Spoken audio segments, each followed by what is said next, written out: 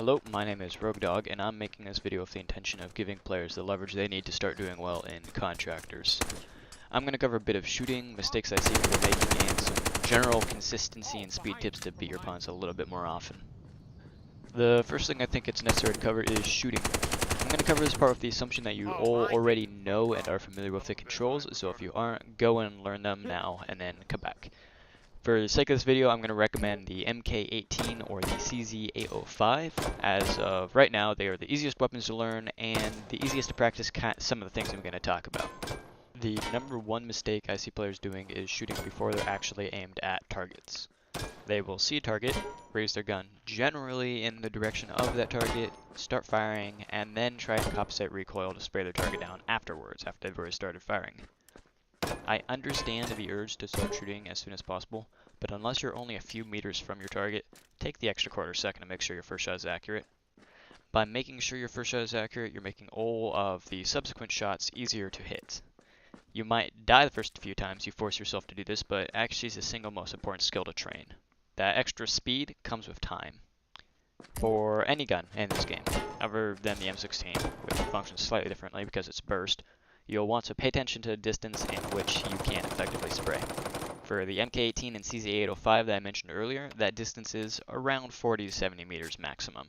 Beyond that, you're going to have more effective damage output and accuracy single firing. Single tapping is actually fairly simple.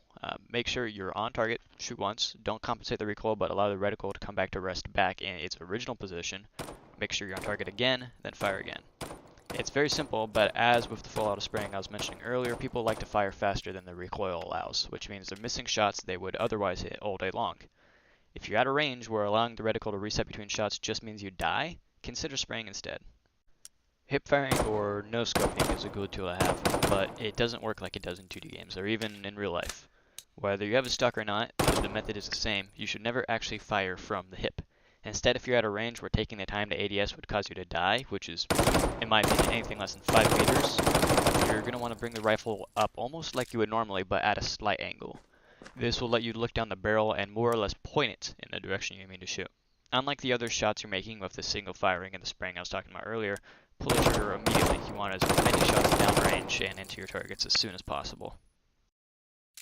One of the easiest things you can do to improve your reaction time is keeping your gun in low ready. Instead of laying your gun flat against your body or at a slight angle, like this, keep it at around 45 to 50 degrees up from the ground, in the direction you're looking. You can sprint full speed while keeping the gun at this angle, and it'll give you a slight time advantage on everyone else.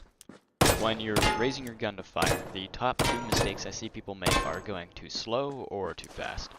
Many people will shoulder their rifle slowly at a pace comfortable to them. There's nothing wrong with that, but if you're watching this video to try and get better, I assume you want every advantage.